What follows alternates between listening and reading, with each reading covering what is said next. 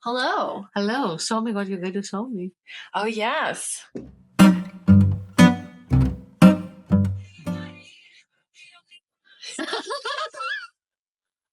It reminds me of when how we met. Me. That's why I try to be funny. This is the one. What is she carrying? A camera. Is it a camera? What kind of camera does she have? Camera. Oh, yeah. I just can't read anything. You know what mine reminded me of? Of how we met. Okay, how we met. Because that's how we met. Yeah, tell the story. So Kelly and I met, how many years ago now? 2 years ago? By the way, I'm Kelly. This is Kelly. I'm Adriana. We met because you put a post on Facebook, and that's how we ended up working together. Mm-hmm. We did the Gynarchy web series. We did. You were my DP. I was. Since then, we became friends. That posting could have been like something super sketchy. That's true. And you ended up not being sketchy. You ended up being this ball of energy of a Greek girl. As you couldn't tell. Kelly is Greek. Yes. This is my immigrant voice talking to you. Live from Los Angeles. But also, we have something else in common. What's that? You're also Mediterranean. Oh, I thought because we had curly hair. Well, yours is curlier than mine. So we are both Mediterranean. I guess. Am I considered Mediterranean as an Italian? Is Northern Italian? Yes, you do. I guess so. Yeah, I would. Does that mean we both like olives? I definitely like olives. Yes, olives are delicious. Next time we should have olives. Oh, different types of olives. Different types of olives. I love olives. We love olives. We love filmmaking, and we love olives. That's all we love. We do. Yes. Eating olives. Making movies. Making movies. Let's make movies about olives. Yeah. That'd be a cool documentary. Mm-hmm. How olives come to be. Because you can make so much out of olives, like olive oil. Olives. So much about ideal things. Creams. Oh, that's true. You know?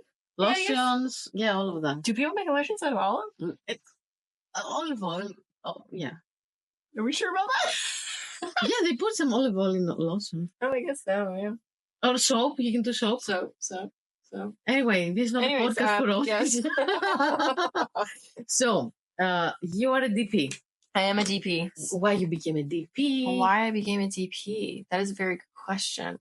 Well, let's see. I did not start in this industry. I actually didn't even know what this job was until I think I moved to California. I actually was studying at a fine art school, and that's where my interest for filmmaking started. And I would do a lot of video work, and I had a lot of fun doing that. And then eventually I knew that I took some courses at the New York Film Academy because I knew I had an interest in cameras. And I was always filming stuff, and I had a teacher really push me to discover that medium. So I decided to take a course at the New York Film Academy, and when I was there, we had an option to either shoot digital or film, and it was like an intro class, like to filmmaking, what it meant to be a movie maker. And because I knew I was interested in cameras, I figured, well, I should learn the basics of cameras. So I'm going to learn film because if anything, I know we're only shooting digital, but I figured if anything, film will open up like my understanding of cameras and filmmaking. So I took a course there, and that literally lit a fire. I was like, oh, this is so cool. Like, I want to do filmmaking. I just don't know what I want to do. I want to make movies. I want to work with people. So I decided to apply to USC. I got in and discovered that I like camera work. I had a teacher who was like, if you want to learn anything about filmmaking, you got to be on set. So I started working as a PA, and then worked as a camera PA, worked as an assistant, as a first AC, cam op. And now I DP and cam up, and I do some photography work too. So I'm all over the place. But honestly, like, I didn't know I was going to land here. Like if you asked me like maybe not 5 years ago because I've been here almost a decade. If you'd asked me like I don't know as a teenager, I would have said I don't know what is that, but now I know what it is. Kind of similar with me. I would never think that this could be a career. Mm-hmm. Probably for some wise reasons that It's a tough, yes, it's a tough business. but yeah, back then there wasn't even the possibility. I think that because we're millennials both, so we didn't grow up with a smartphone. No, we did not. Now someone like even if you're like 9 years old, you can understand that this is like a profession. Yeah, you can pursue and actually profitable for it's some easier people. it's easier. I mean, it was easy for our generation already to pursue it because like cameras and everything else was a lot more accessible, but this generation literally has everything in a phone. For us, it was like, oh my god, if our parents let us to get the like family camera, it would be a huge thing. Oh my god! I remember it was important if you had access to it. Yeah, we had tapes, VHS tapes. Yeah, no, they were tapes. They were just tapes. They're camcorders. And my brothers and I, when we get a hold of it, we would zoom into our mouths, and you can hear in the background of all these videos my dad yelling, "Stop wasting tape!" Yeah, so we just zoom into each other's mouths. Yes, the same with the photography cameras. My grandma was like, "Don't touch it because I need to don't waste the film." Yeah, because it was like 32 back then. Yeah, so it was like it was a thing. So I had this similar like if you ask me as a teenager, I couldn't know that this was a career. How did you come to be a director? So initially, I got in because of editing. Back in the time, we had this technology class was called, which we were learning how to type and fast and all that. And we get to do a project, and I just made a video for my best friend for her birthday. Actually, it was pretty like innovative for me because I had never done this before. Right. And like everybody was laughing, which I was like, oh, okay. Oh, man, you're like cool. Yeah. And then one of my friends was like, there is a film school in Greece you can apply to. And I was like, what? And this film school was like 3 years old. No alumni, no like graduate, nothing. Wow. Yeah. So I remember one evening, I sat by myself in my room and I was like, either film school or architecture. I was starting to go to architecture school. Oh, interesting. And I was like, no, film school is the thing. Yeah, I'm glad you didn't go into architecture. Yeah, I didn't like the, there are two kinds of designs we had to learn. The actual like painting, which was my favorite, with like, pencil and stuff like that. And it was the actual architectural design. I'm not sure how you call it in English, but it's like the engineering part of it. Yeah, like you have to know the thing, and I don't even remember what I was doing. Yeah, you have to be very, very careful with them because back then it wasn't like on a computer. No, it was all paper. Yes, very back specific. then, like we are in the 1920s. We're not that old. I know, right? And then I went to undergrad, which was like actually master's. Like got a master's out of it. It was 5 years, and then I was like, my mom was always pushing me to go to the US. And finally, when I was like 23, 24, I was like, I think that's a good idea. Yeah. Like my parents also pushed me to go to the US for college. They were very, very much on board for that because they figured like if somebody's artistic and trying to figure out what they want to do, the US is the best way to kind of like figure out what box you fit in. But I also like grew up in Switzerland, which is very strict. You either go to school for medical stuff, banking, or you're going to be a lawyer. So, which I was going to be none of those three. Exactly like me. So you went to the US. Yeah, I came here almost 10 years ago. 10 days ago. 10 days. Like fresh off the boat. 10 years ago. It's going to be 10 years next year. Yeah, it's going to be 10 years for me too. And after we should celebrate. And after my graduate degree, like during my thesis, when I was doing my thesis, it was a documentary. I was like, I like directing. I really like directing. I was into producing before. Yeah. I still like producing, but I got into directing more. And then, I got to like direct music videos and short films. And that's the story behind it. Oh, look at you. Look at you as well. Oh, look at us now. 10 years later. Who would have thought? I wouldn't. Crazy journey, that's for sure. Okay, want to move on to the next part.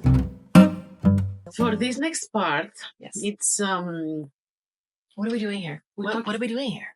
We're talking about movies, and we had this assignment that you gave me a movie to watch. I did. And I gave you a movie to watch. You did. It's one of our favorites. Okay, so the movie I gave Kelly was Paper Moon from 1973 by Peter Bogdanovich. And I gave you Kung Fu Panda 3. The contrast. She gave me Kung Fu Panda 3. I gave her Paper Moon. Just say. Yeah, if you don't know the movies. So Kung Fu Panda 3 is an animated movie about a panda that wants to master Kung Fu. So the third one is my favorite because Paul finds about his real panda dad. Yeah. And he goes to the panda village and he lives his life. And Paper Moon, it's about a con artist who discovers that he may have a daughter, takes her under his wing because he has no other option, tries to get rid of her. She is also a very good con artist. And by the way, spoiler alerts, right? Spoiler alerts? We should probably put a spoiler alert before this. Anyways. It's a 70s movie. It's true. You should have watched it by now, for God's sake. It's part of, like, don't worry. Class. Anyways, I hadn't watched that before. And it's the story about a father-daughter relationship, them being con artists, being in the Midwest. It's overall an incredible movie. During the... which era? Because it's sort the of... Depression, I believe. I think it's supposed to be set during the Depression. What did... watching the movie, I mean, what did you think? Did you like it? Did you not like it? Were you enjoyable, no enjoyable? When you were like, I'm gonna suggest the movie Paper Moon, I Googled it. First of all, I didn't know about it. So I was like, then I Googled it and I was like, black and white. She hates me. Not that I don't like black and white movies, but it feels kind of an assignment if you're watching it, especially at home. If it's in a movie theater, the experience is totally different, and you can watch things that you could ever think you would, enjoy. Did you think it was older than it was? Yes. Okay, yes, that's why. Yeah. To be honest, I thought I was gonna be so fucking bored. And the movie starts, and the first 2 minutes I'm hooked. And I'm like, oh, now I can see why this movie is, and it starts pretty grim. It starts with a funeral. Yeah, right? But the way it starts... She was hooked by a funeral scene. Yeah, actually, I was hooked because of the father character, dad. Yeah. In the first 2 minutes, the director and the writer, I think it's part of both, it's so good. Like, the writing is so good and the acting, obviously, that you understand what the character is about from the first few moments you see them on screen. So he leaves his car and he goes to attend this funeral, which is 3 people in it, 2 women, a priest and and isn't he wearing a white suit or something? I think he's wearing a pretty bright suit of some sort. I don't remember what he was wearing, but I remember that he goes there and he he steals a bunch of flowers from another grave, and people can see him do that, and he attends the funeral. So I'm like, oh wow, that's a very sets him up right away. Exactly. You know who he is, you know what he's capable of. You think it's funny for some reason because he has the audacity to do it in a graveyard in a very special moment with the people that they knew this person who died also. And you are like, oh my god, he doesn't think so highly of the person who died, but he's there as well. So it raises questions. And then you see this little girl and you're like, okay, what's happening? And then the movie, as it goes by, I'm like, oh, okay, you have a kid there that smokes. And we're back after a technical difficulty. That's what we were doing back then in radio. We're back. And now, action. Okay, so this movie had a very good setup, and then the kid was smoking a cigarette. Yes, that's where we were at. We were talking about a cigarette. And it has, for me, one of the best scenes, especially the writing is brilliant. When the dad of potential dad of this girl and the girl are sitting in this coffee brunch place, and I love that you call it coffee brunch place. It's probably just a diner. Yeah, like the coffee brunch back in the 30s. It's the hottest thing in town. Okay, diner. Yeah, so and they kind of like in a conflict. And there's a constant phrase that the dad is using, which is eat your Coney Island. Eat your Coney Island. Because and she wants her money back. Yeah. And it's very nice because they use it in a way that it raises the comedic aspect of the scene. Yeah. But also adds to the dynamic of those two. Yeah, 100%. So now, after I've seen this movie, I understand why you like it. Yeah. That makes sense. Yeah. But why you like it? I just think it's really clever writing. I know that the story is based on a book. But I just think Ryan O'Neal, who plays the lead character, and then Tatum O'Neal, who plays the little girl, they're actually father-daughter in real life. And she got a... She won an Oscar. She won an Oscar. And she's fantastic in that role. I mean, their chemistry is great. I mean, I don't know what the relationship was like between father and daughter, but like definitely you could just feel that chemistry between them in that whole movie. And I just love the dynamic between them. I love what it says. It's, figuring out life.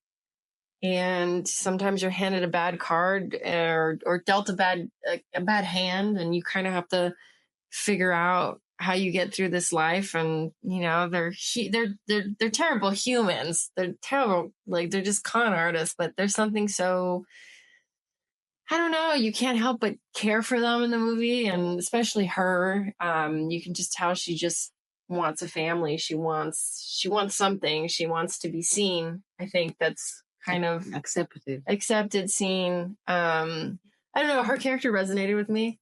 Like, I don't know, I watched this movie when I was pretty young, and I remember really loving watching it as a kid, or as a teenager. And as an adult, I always go back to it, and I always get something new out of it, which I think that's always something fun about a movie. Like I've rewatched that movie 20 times. More than 20 times, however many times. Not to brag. I kind of understand why you resonated with, because I know you, with the little girl. And I want to mention how beautifully, for that time, especially in the 70s, how beautifully the director, the writer, like the production designer, the costume designer, treated this little girl's character. Yeah.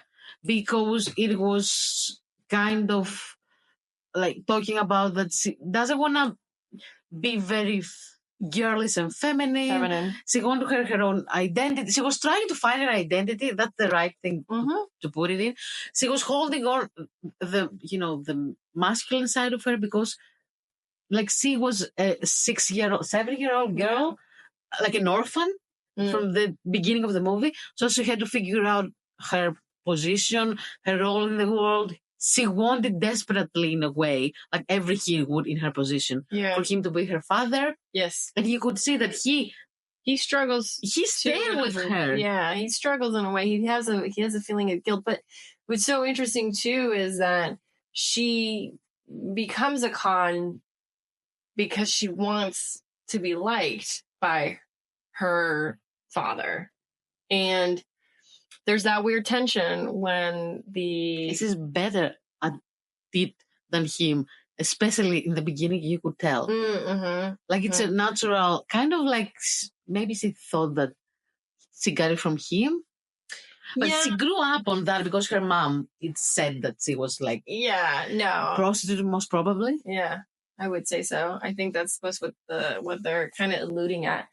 But it's like also the fact that she's so tomboyish, and that's mentioned. She's mistaken for a boy, and she takes that, and like, and then she realizes that through her being more feminine, she can also be a very good con artist like her father. And I think there's a want to be liked by her father, because she gets like not necessarily I don't know what you would call it, maybe jealousy when the prostitute character comes in. Oh yeah, and the that woman. father like is enamored with her, and like you can see that there's a little bit of this weird, okay, like, but my attention's being like, he's no longer paying attention to me, that kind of stuff.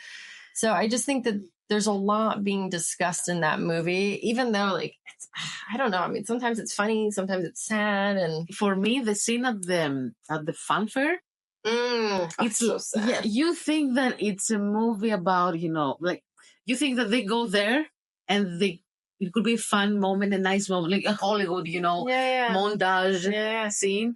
But then you go there and he's actually like attending like a prostitute kind of like a show, whatever is that, dancer or whatever she is. Yeah, and she's like by herself around like a little girl. Because I think she was hoping in that moment, because I think she in that moment thought he cared, and then she realizes he has other priorities, which is, So it's like a fun fair without the fun for her. Yeah. And it's so sad and it's so bittersweet, and I don't know. I think Tatum O'Neal does such a good job at just portraying that character. I don't know how it's working with your parent. Yeah. Set. I don't know how that is, but I know they didn't. I mean, rumor, or I think I read it somewhere that they did not get along. Later, him and her. I think later. I don't know what their relationship was like during the movie, but I know that they kind of fell apart later in life. And he just passed away, like not too long ago. And she's still alive, but he passed away. Let's see, like 1 or 2 years ago. I think he had a stroke or something. Yeah. As a DP, is it something that resonates with you in that movie particularly?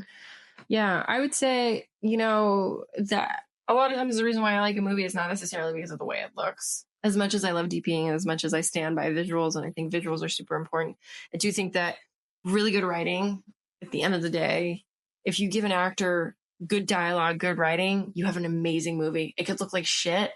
As long as it sounds good, as long as the performances are there and you give your actors something to work on, that's what makes something really good. And like, listen, I think visuals too tell a story, and I'm not going to negate that. And I think that that's super important too, obviously. But I think some of the movies that I sort of lean towards them because of performance, because of writing. I think writing is like, good dialogue is the base. Like you just want to watch it, like, like if it's too long, and like just I don't know. And that's the thing. Like the characters are the writing's good, the characters are good, and that's sort of why I always navigated towards Paper Moon is one of my favorite movies. I definitely have movies that I like visually, like Last Year at Marienbad, which we will talk about at some point.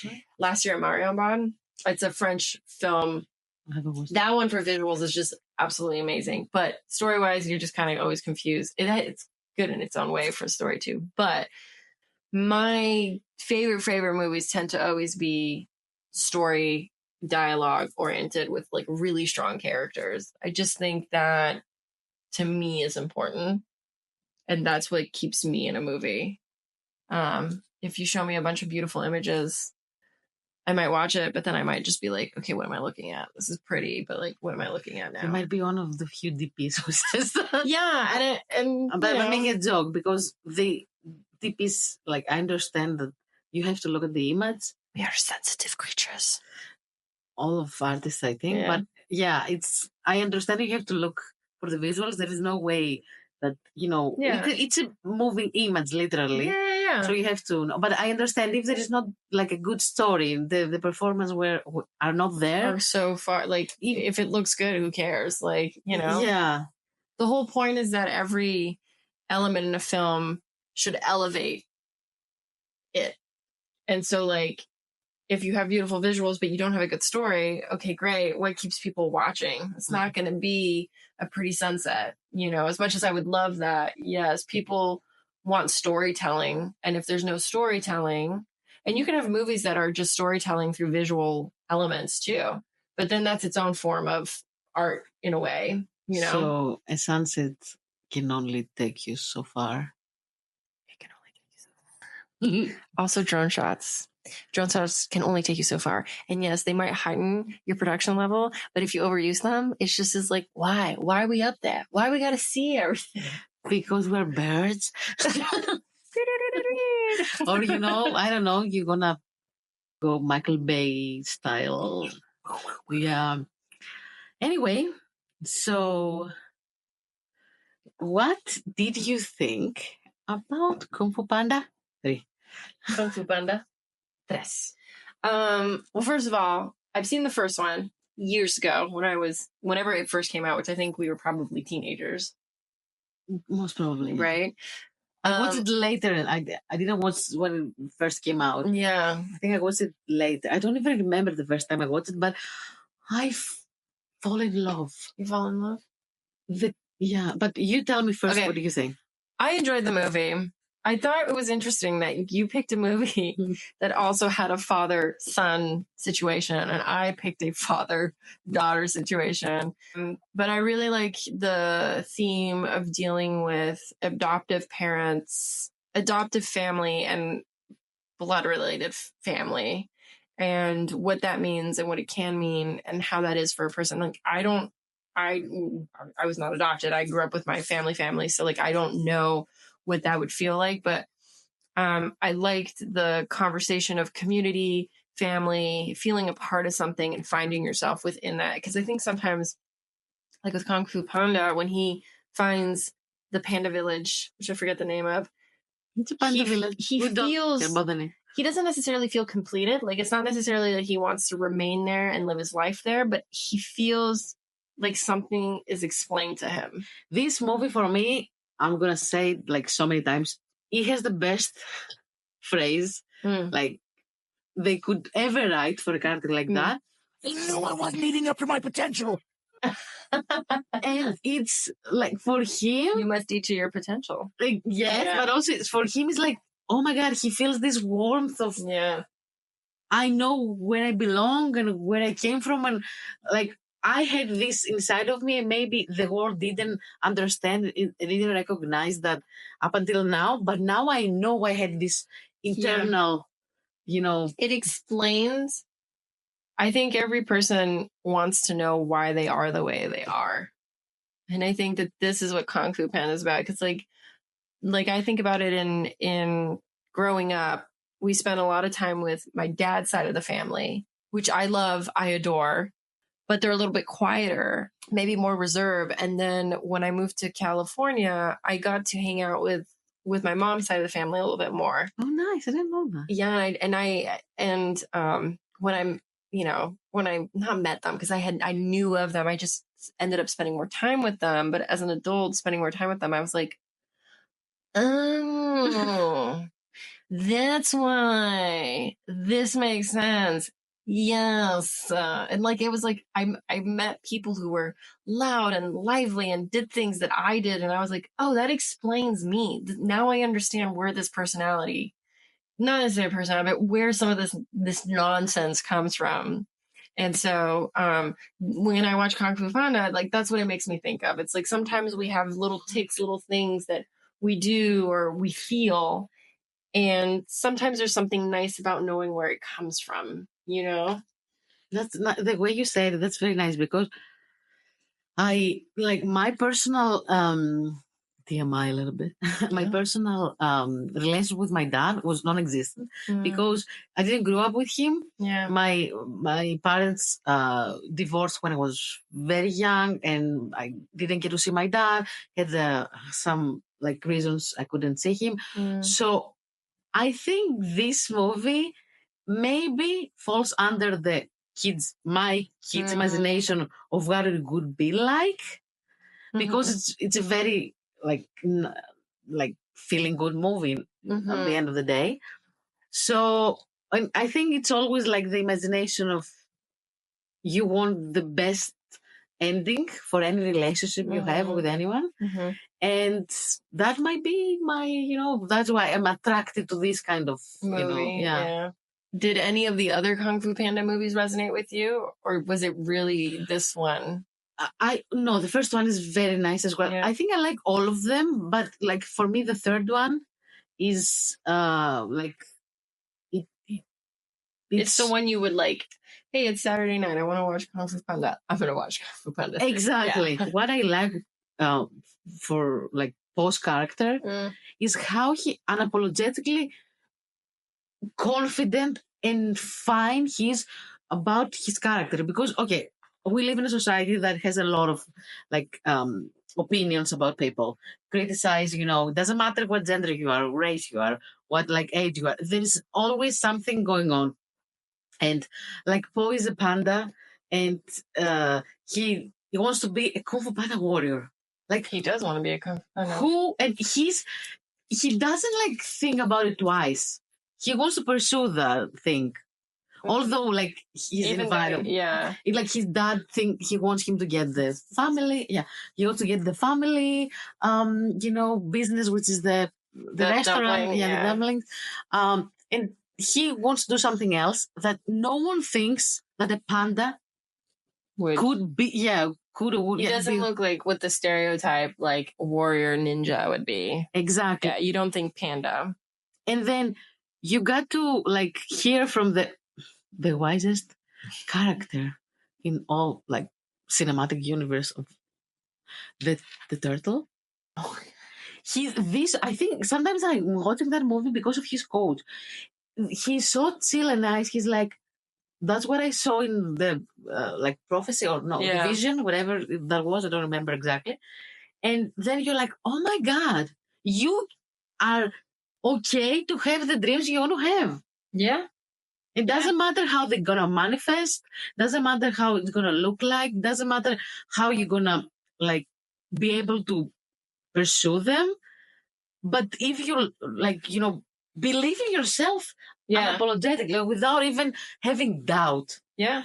And it's also the concept of being able to be something, but not the stereotype of that something, because he is a warrior, but he's not your typical warrior. He fights very differently than what we would think a warrior would fight. Exactly. Well, I think that's a very interesting message to pass along. And it makes it more like human in a way that relatable. Yeah. If like they had Paul make, I don't know, be fit and be like a panda with a 6-pack, that could be a horrible movie. Yeah. Yeah. It would also be weird because pandas tend to be fluffy and round and cute. And the whole thing that he's respecting his father, like he wants to keep the restaurant. He tries to keep that dream from his dad because you could tell that he likes what he likes, but he respects his dad dreams of him. Mm-hmm. And he wants to like don't make him like feel sad, but then at some point he's like, this is what I want to do. And yeah, well, I mean, I think overall Kung Fu Panda just like is a good make you feel good movie, or what is it? There's an expression. I'm getting it wrong, but anyways, feeling good. Feel good movie. But question for you that I have though. So you picked an animation, which I thought was really interesting because I think most directors, if you ask them, like, well, maybe not most directors, this is unfair. You've never expressed to me an interest in animation, or you've never really talked about it. When we've talked about filmmaking and movies, we worked on Gynarchy, which was like, live. What about, do you have an interest in animation? Would that be something you would want to do as a director, or is there a difference there that you like with animation versus live? Like, I love animation. It's nice. I really like animation. Yeah. All like types of it. The more I'm not into like anime. I have the manga, the anime stuff. Yeah. I haven't. It's not that I don't like them. It's just I didn't have. I haven't seen enough to be like, oh my God, I know. You did like Sailor Moon and that kind of stuff. Yes, I did, but I didn't like continue. Like Pokemon, I was watching Pokemon like a fanatic, like the cars and everything. But Pokemon's a different thing. Yeah, that's true. Yeah. But I love animation. I love when it's incorporated in live action. I like the visual effects when they help the story. Yeah, agreed. Like, for example, Harry Potter. I love this movie. One of the best parts of Harry Potter is when Luna's dad was her name. Don't ask me. I'm not a very good Harry Potter person. I know. How dare you? Don't kill me. Well, anyway, when they Leviosa. Expecto Patronum. All I know is I am a Hufflepuff. If I did the no, not Hufflepuff. I'm a Ravenclaw. I did the test, Ravenclaw. So there is a part Yes. that is animation is incorporated in the story. It is one of the best animated scenes Oh, interesting. in a live action movie, and if you could make this as live action, it couldn't resonate the same way. I think some stories can only be told as animation. And when animation is being done well, they can be such deep stories. It's true. Yeah, they really can. That sometimes live action could never. Yeah. Interesting. Yeah, and also I've done an animation, 2D animation movie. Oh, nice. It was my undergrad thesis. Very difficult. But still, it's... and there was a point in time that I want to be like an animation producer.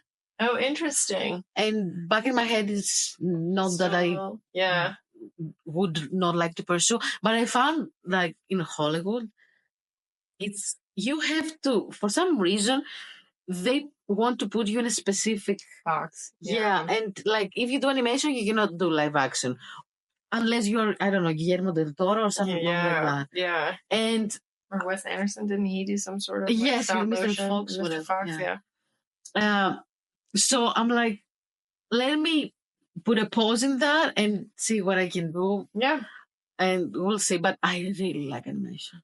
Now I think it's a good like idea to kind of break down a little bit of similarities or the differences of those two movies, because they have similarities, although you cannot tell. Well, I mean, I think the similarity is exploring a relationship between a father and child. Mm-hmm. And in Paper Moon, it's an unknown until one of the parents dies. So I don't even think he knows that she was pregnant with a child. I mean, he learns about this kid. Like, oh, you mean okay, yeah. Yeah, and it's about him not willing to accept that this little girl potentially could be his daughter, and that he could be a father and be responsible and all that stuff like that. And it's their journey together, building that relationship of what that's going to be.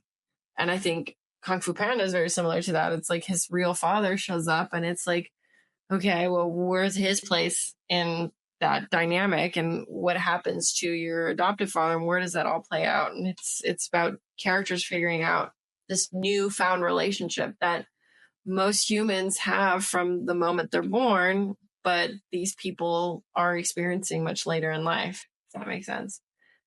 And like dealing with like the lack of not having one, and then all of a sudden having one, you know? Not a lot of times, or you meet people, or maybe in the media, it's not that often that those stories are spoken from that perspective.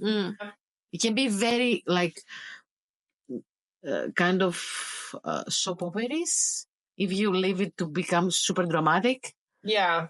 If you let it like, yeah. Like, oh my God, where have you been all these Father, years? like Greek tragedy. No, Father. So, yeah. Is this Greek? It's Greek or Italian? I don't even know. Who knows anymore?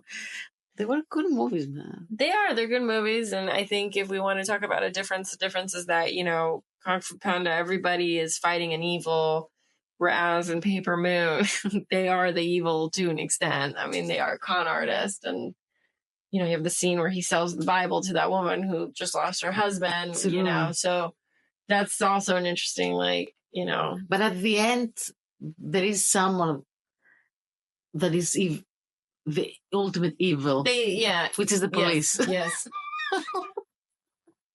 So, you know. My thing with movies is if everyone is too nice, I don't really want to watch it. Because that doesn't feel realistic to me to what life is like. And yeah, sometimes a nice movie is a great way to escape. Like Kung Fu Panda, everyone is like pretty much sweet in it except for the evil bad guy, right? Yeah. And that's always nice to watch. But I think with Paper Moon is they're flawed humans who have maybe a glimpse of a good heart.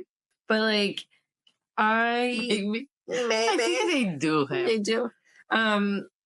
Like the kid. Yeah. The kid. That's the fact that he decides to, well, she decides to stay with him. But I think that journey to me is much more interesting, not because, you know, I love seeing the bad people, but more like, I just think that struggle between being You good like the and struggle. bad. Yeah. I think that humans ultimately, we're not perfect. No one's perfect. Everyone's done something bad in their life once.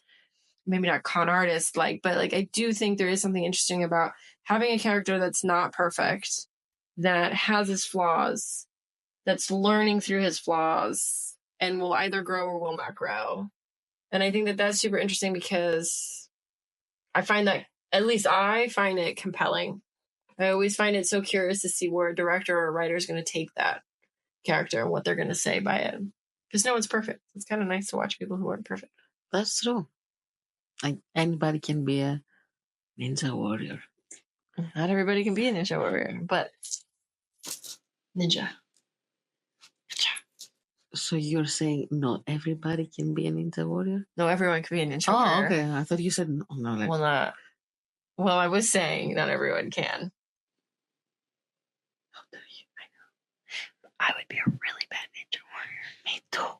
But I would literally fall off a roof. When they're having the fight on the roof, if that were me, oh my God, dead. 1 second, dead. You're right about the flawed perspective of the characters. That's what makes them interesting. And okay, obviously, Kung Fu Panda is animation. You can only but go there's so some far. flaws there. Yeah, one of the like, why did his father take so long to find him? I mean, come on. Like he seemed to have known where he was for a hot second. Question mark. Question mark. Also, where the hell was he the night of the whole fire and the mom disappearing? There's a lot of questions here. I have a lot of parenting questions about Kung Fu Panda, and I think that the most flawed fat shaming Panda. Like every time he eats all these dumplings, everyone's like, "Well, why do you eat so many dumplings?" And it's like because he's hungry.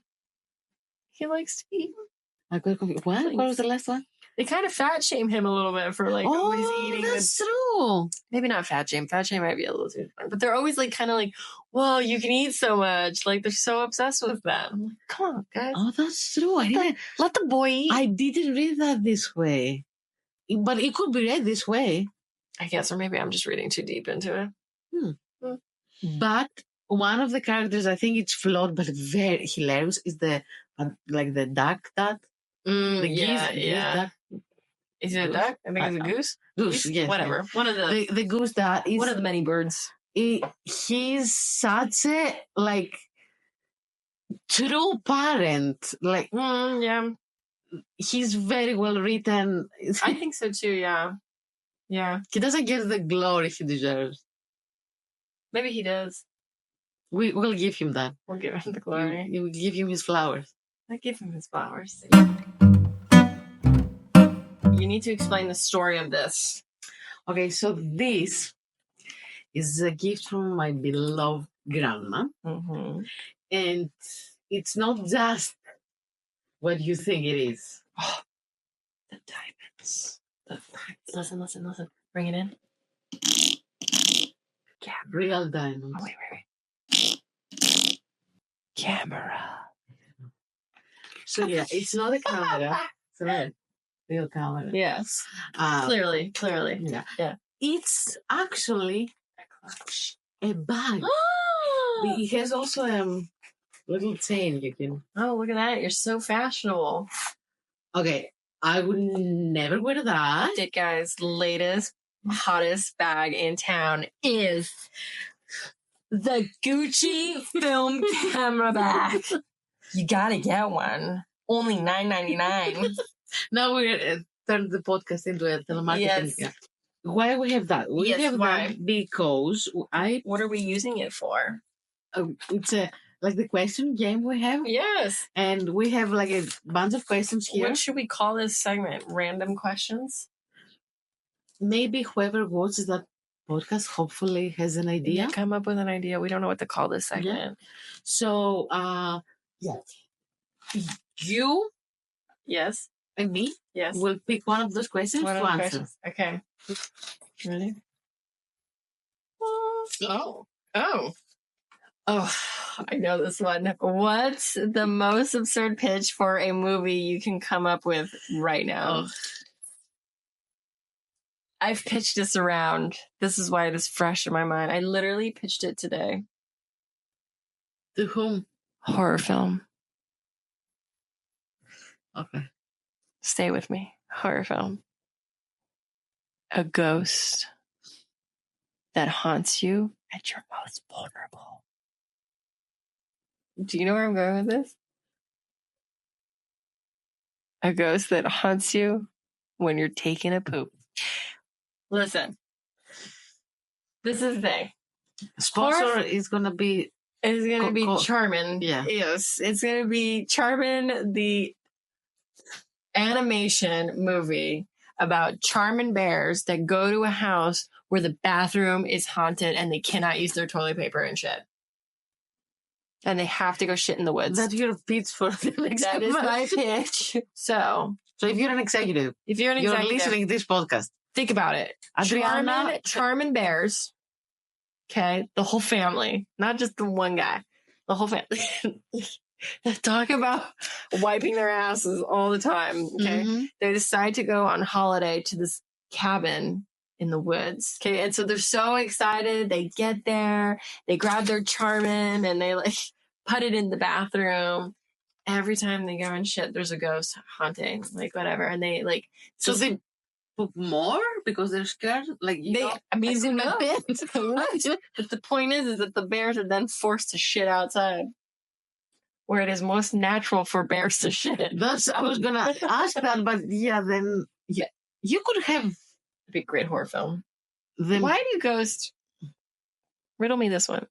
Why do ghosts only come and scare you when you're like in the living room doing something or going to bed? Like your pants are down. Like think about it. The advantage you have. Wait. How many ghosts have haunted you in other rooms? You are so annoyed and you feel that something was missing from your life. No, I'm like, movies.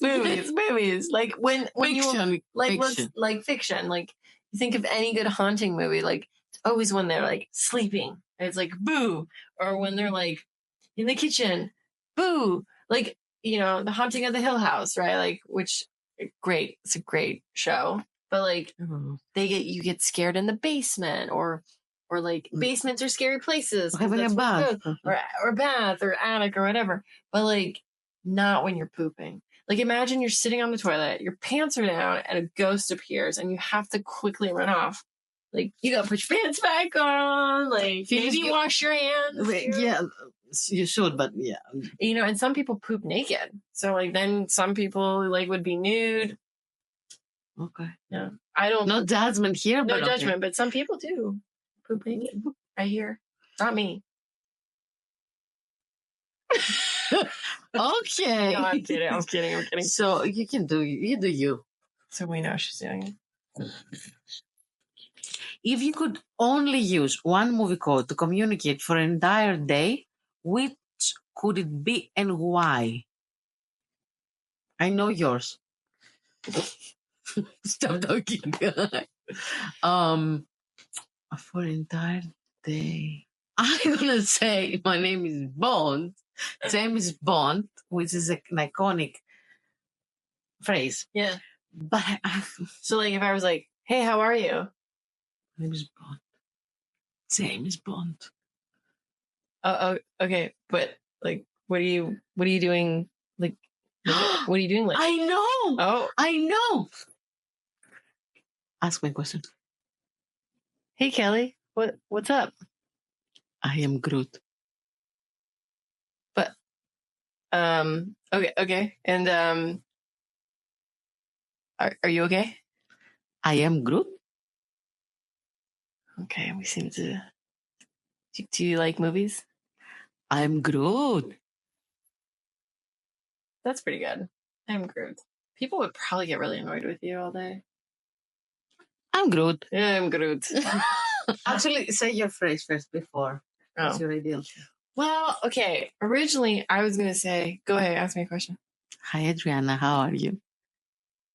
I'm Batman. That's Okay, nice, but man. yeah, but like, okay, you said I'm Groot. So now I know my answer is to stay on theme with our podcast or with our today's podcast. Go ahead, ask me a question. So, how old are you? Eat your Coney Island. That's still That'd be great. kind of aggressive. Yeah. But then people would leave you alone. And how do you want to address or Arrivederci? Arrivederci. Well, if anyone is listening to us, Thanks, Mom. And if you made it to the end of this wonderful, fun podcast, thank you. And see you next time. And thanks for tuning in. Hope you enjoyed our crazy time. Thank you. Bye. Bye.